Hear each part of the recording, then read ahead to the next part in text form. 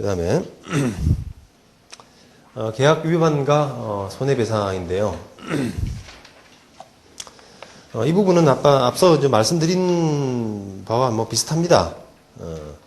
우리가 그 손해배상, 상대방이 계약 위반하면 손해배상을 받을 수 있지만, 그 손해는 통상손해와 특별손해로 나누어지는데, 이게 통상손해는 금액이 얼마 안 된다. 그래서 이 특별손해를 배상받는 부분에 대해서 상당히 염두에 두셔야 된다. 라는 그런 내용입니다. 물론 이제 그 손해배상의 예정을 적절하게 해두시는 것도 하나의 방법이고, 또는 그 특별손해, 그럼에도 불구하고 이제 특별손해 문제가 생겼다면은 특별손해 부분에 대해서는 알거나 알 수 있게끔 하는 그런 조치가 필요한 거죠. 예를 들어서 아까 질문 주신 분이 그 사람을 이제 임차인을 내보내려고 하는데 그 임차인이 안 나간단 말이에요.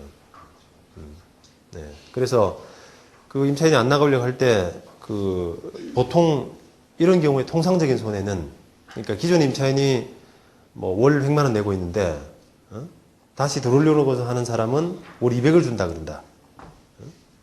그런 경우에 이 임차인을 계약 기간 끝났는데도 불구하고 안 나가니까 이 임차인을 상대로 명도소송하고 손해배상 청구를 하는데, 이때 손해배상은 통상의 손해배상은 기존 임차인이 내던 임대료를 보통 인정을 합니다. 100만 원. 그러니까 계약 기간이 끝났음에도 불구하고 이 사람이 무단으로 남아있다라고 하면은 이 사람에 대한 뭐 나가긴 나가야 되죠. 나가는 거, 명도 청구권, 돈 내라 하고 금전 청구권이 발생하는데, 계약이 끝났죠, 그죠? 계약 기간이 만료됨으로써 계약이 죽었지 않습니까? 그러면은 이 남아있는 사람은 이제는 임차인이 아니죠. 임대차 관계가 아니란 말이에요. 그러면 다른 식의 금전 청구권이 생겨야 되죠. 임대차 계약이 남아있으면 차임 청구가 되는데, 임대료 청구가 되는데, 이제 계약이 죽었기 때문에 이 사람에 대해서는 돈 청구해달라는 부분에 대해서는 새로운 어떤 권한이 발생해야 되는데요. 이때는 보통 뭐 임료상당의 부당이득이라고 그래서 부당이득이라고 봅니다. 부당이득으로. 아무런 권한 없이 남의 건물을 이용해서 그대로 장사를 하는 거니까, 그러면서 부당이득을 얻고 있는 거니까 부당이득. 또는 불법행위. 그죠? 계약 없이 마음대로 점유하고 있으니까 불법행위가 되는 거죠. 그래서 부당이득, 불법행위로 구성을 할 수가 있는데,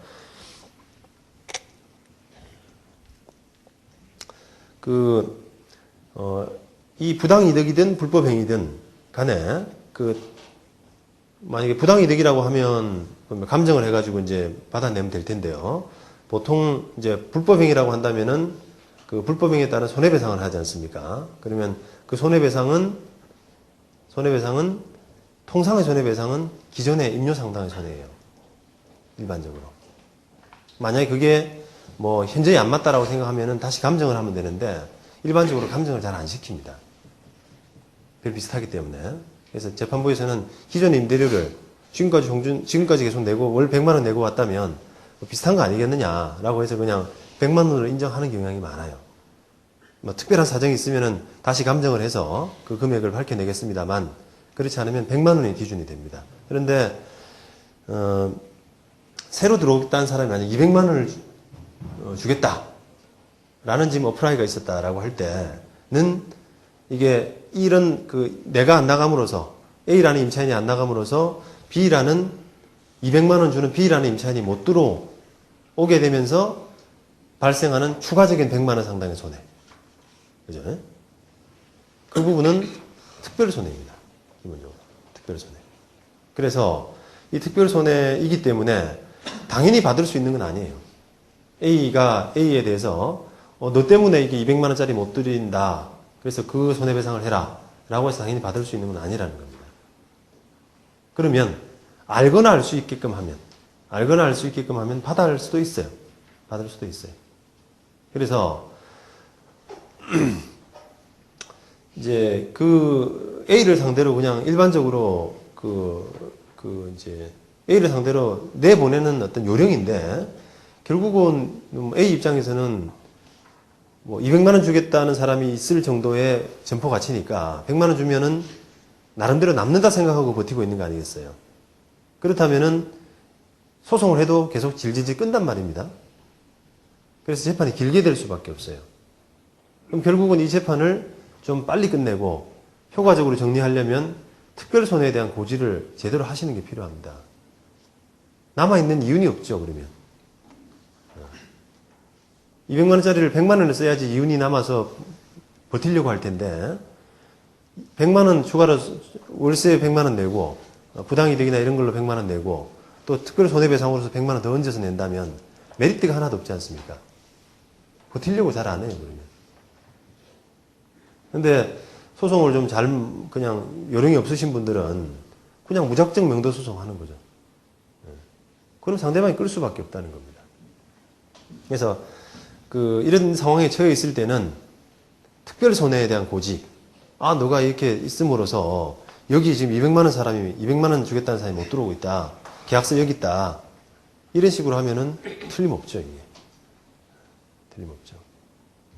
그러니까 어떤 분들은 그걸 200만 원 주겠다는 사람이 없는데도 불구하고 그런 걸 부담 주기 위해서 일부러 만들어내기도 해요.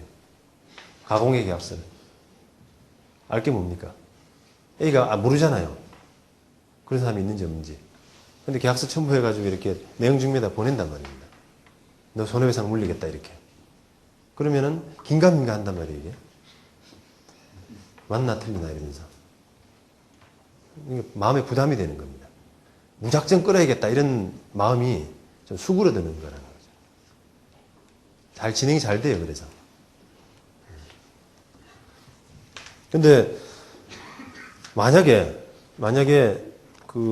정반대의 경우로 실제 200만 원 들어오는 사람이 있는데도 불구하고 그걸 알리질 않았다. 이제 임대인들의 마음은 또 그런 게 있는 거죠. 200만 원 주고 들어온 사람이 있으면은 내한테 뭔가 떡고물 줘야 될 거 아니냐. 라고 임차인이 이야기할까봐. 당신 돈도 많이 벌었는데, 이사비 좀 줘라. 이런 이야기 할까봐 그걸 못 꺼내는 경우도 있어요. 물론 뭐 그럴 가능성도 있겠죠. 오히려 그런 부분이 임차인 명도에 더 역효과를 낼 수 있는 경우도 있을 텐데 대체로 합리적입니다, 사람이. 그리고 분쟁이 되면은 기본적으로 변호사 사무실에 들고 가서 상담을 받기 때문에 이게 만약에 특별손해에 대한 고지가 오면은 변호사 입장에서는 해줄 수 있는 말이 가능하다. 손해배상 가능하다. 그러니까 너무 이렇게 무리하게 하지 마라. 그런 대답을 해드릴 수밖에 없습니다.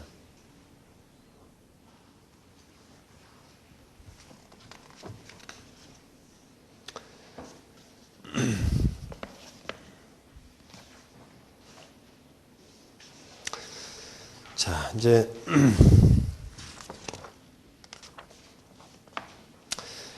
이제 총 정리하는 차원에서 한번 손해배상 이 부분을 한번 정리를 해보겠습니다.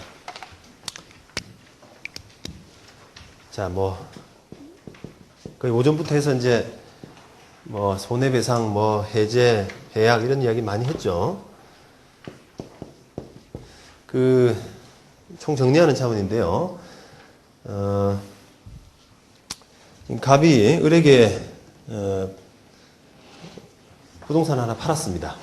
팔았는데 똑같은 이야기인데 또 다시 이게 만약 10억에 이렇게 팔았다. 10억에 팔고 계약하고 나서 이제 이 돈이 들어오겠지라고 생각을 하고 병한테서 다른 걸 하나 샀어요. 또 물건을. 이거는 20억짜리를 하나 샀습니다. 20억. 그래서 계약금 2억. 이건 계약금 1억. 이렇게 받았죠. 그런데 을이 계약금 1억 내고 돈을 안 주는 거예요. 근데 갑은 이 돈 9억을 받아야 이 계약을 이행할 수가 있는 겁니다. 병한테. 보태서 살려고 그랬는데. 그러니까 결국은 이 을이 돈을 못 내므로써 이 계약이 빵꾸가 난 거예요, 결국. 자, 그러면 이제 법률 관계를 어떻게 봐야 되느냐. 만약에 손해배상의 예정이 있다. 예정이 있다. 라고 하게 되면 이 계약에서 있다. 그러면 의리 계약 위반을 함으로써 손해는 1억이죠. 1억으로 약속을 한 겁니다. 약속을 한 거예요. 그런데 이 갑이 이 의리 계약 위반함으로써 입은 손해가 2억이 돼버리죠. 계약을. 물론 뭐 이건 이제 을과의 계약에서 손해배상 예정이 있는 경우를 가정합시다. 그래서 2억을 손해봤다. 더 크지 않습니까? 여기서는 1억 몰수를 뭐 하더라도 1억 하더라도 2억을 손해봤기 때문에 더 크죠, 그죠? 근데 우선 성격을 이 매매 계약에서 을이 계약을 위반함으로써 갑이 병하고 체결한 계약에서 계약이 이행이 안 됨으로써 입은 손해는 을이 계약을 위반함으로써 갑에게 발생한 특별한 손해입니다. 특별한 손해예요. 그러면 보통 통상 손해는 뭐냐 그러면 을이 계약을 위반함으로써 갑에게 돈을 안 줌으로써 갑에게 발생한 손해가 통상 손해가 뭐겠습니까? 지연이자입니다. 그냥 대금 상당의 지연이자예요. 연 5%. 그게 통상 손해인데 갑이 이 돈을 가지고 다른 데다가 투자해가지고 할 거다라는 부분은 사실 알기가 조금 힘들죠. 을의 계약 위반과는 약간 거리가 있는 이야기입니다. 그래서 특별 손해로 해석을 하는 데는 이론이 없습니다. 그럼 이 특별 손해를 배상받을 수 있느냐? 받을 수가 있어요, 사실은. 있어요. 그런데 만약에 갑을 간의 매매 계약에서 이 손해배상 예정이 이미 돼 있다. 을이 갑을이 그 계약 위반하면은 계약금 상당의 손해를 한다. 이렇게 손해배상 예정이 돼 있다라고 하면은 이 손해배상의 예정이란 것은 아까 말씀드린 것처럼 그 손해배상의 예정으로서 커버하는 부분은 통상 손해뿐 아니라 특별 손해까지 커버를 하게 되거든요. 그래서 이 손해, 2억 발생한 손해를 그냥 1억으로서 마무리 지어야 돼요. 마무리 지어야 됩니다. 그런데 만약에 손해배상 예정이 없다, 갑을 간에 손해배상 예정이 없다라고 하면은 이제 그 원론으로 돌아가서 손해배상 약속이 없는 거니까 계약을 해제하고 또는 뭐 계약 해제 안 해도 되죠. 그러니까 만약에 계약금 1억만 내고 9억을 안 준다. 이 상태에서 갑이 취할 수 있는 방법은 아까 두 가지라고 말씀드렸죠. 계약을 유지하고 돈 내라 9억.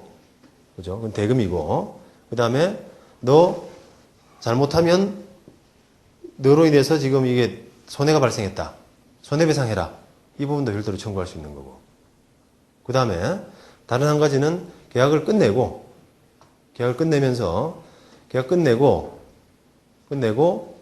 원상복귀하고 1억 줘야 되는 거죠. 1억 주고 손해배상으로 가는 방법.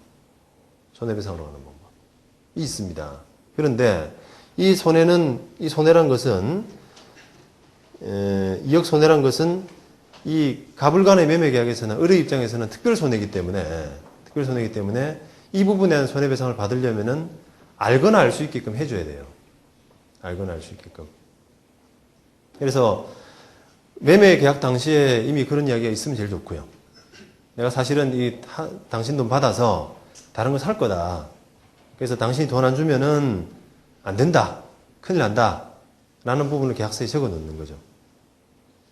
알리는 거죠. 제일 명확하게 알리는 게 계약서에 적어 놓는 거니까 알리는 거고, 만약 그게 안 됐다고 하더라도 계약 도중에 지금 돈 줘야 되는데 돈을 안 줘서 이 계약이 지금 어그러질 상황이다 라고 하게 되면은 통지를 빨리 보내야 돼요. 통지를. 알거나 알 수 있게끔 하는. 의뢰 계약 위반으로서 이게 손해배상이 생길 수 있다라고 하는, 알거나 알 수 있게끔 하는 그 부분을 고지를 해야 된다는 겁니다. 그러면 받을 수가 있어요. 받을 수가. 그죠? 근데 만약에 이 계약이 깨졌다. 깨지고 나서 나중에 그냥 통보했다. 그거는 안 되죠. 인과관계가 없어요. 알거나 알 수 있게끔 하는 손해가, 그 계약 위반이 있었는데, 그걸로 인해서 나중에 손해가 발생했다. 이렇게 인과관계가 돼야 되는데, 계약이 깨지고 나서 나중에 뒤늦게 알게 된 부분은 그건 안 됩니다. 그래서 결국 이 사례를 이제 통해서 알 수 있는 것은 결국 똑같은 이야기인데 손해배상의 예정을 신중하게 하셔야 된다. 만약에 갑 입장에서 을의 돈을 받아서 이걸 병에 물건을 어떤 살 계획이 있다라고 하면은 손해배상 예정을 섣부르게 하시면 안 돼요. 섣부르게 하시면. 물론 뭐 이게 이제 이게 20억이 아니라 5억이다. 5억. 5천이다. 라고 하게 되면은 1억 몰수하고 5천 손해보는 거니까 할만하죠. 그러면 이렇게 하실 수가 있겠죠. 근데 적어도 이제 더 큰 물건을 사고 이게 만약에 돈이 안 들어오면 더 큰 손해가 발생할 수 있다라고 하면은 손해배상 예정을 하시면 안 된다는 겁니다. 또는 손해배상 예정을 더 크게 하셔야 되죠. 자, 이제 그런 취지에서 이제 특별 손해 부분을 좀 말씀드렸습니다. 특별 손해는 지금 34페이지에 393조에 나와 있죠. 2항 특별한 사정으로 인한 손해는 채무자가 그 사정을 알았거나 알 수 있었을 때 한해서 배상 책임이 있다 이렇게 되어 있습니다. 그 다음에 이제 96년 2월 이것도 이제 과연 알거나 알 수 있었느냐라고 하는 특별 손해와 관련된 부분인데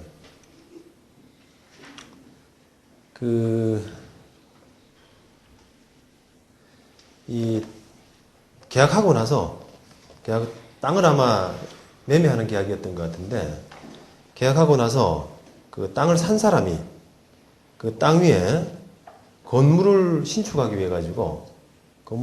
위해서 설계비, 공사 계약금 이런 것들을 지출을 했어요.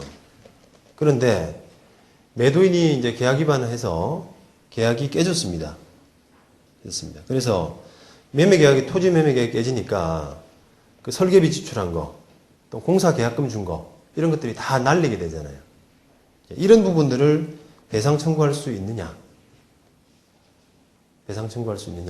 이런 손해는 어떤 성격이냐 하는 게 논란이 됐는데 통상손해냐 특별손해냐 판례는 특별손해다 라고 본 거고요.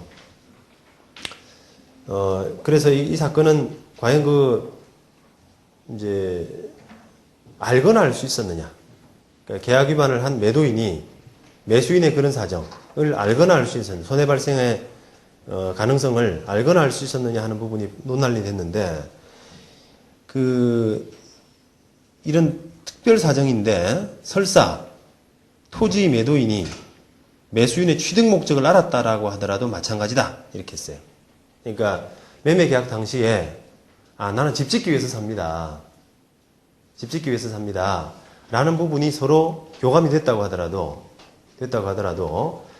계약 잔금도 다 안 치러진 상태에서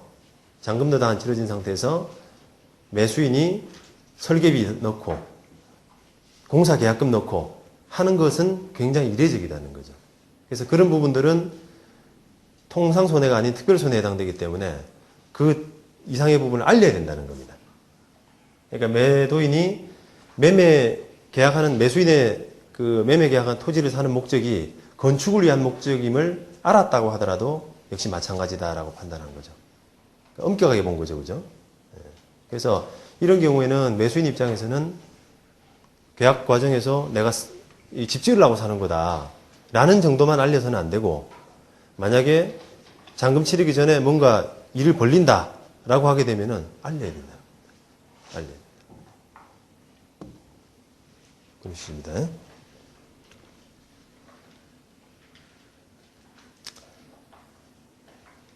91년 판례는 아까 제가 여기 말씀드린 그런 사례입니다.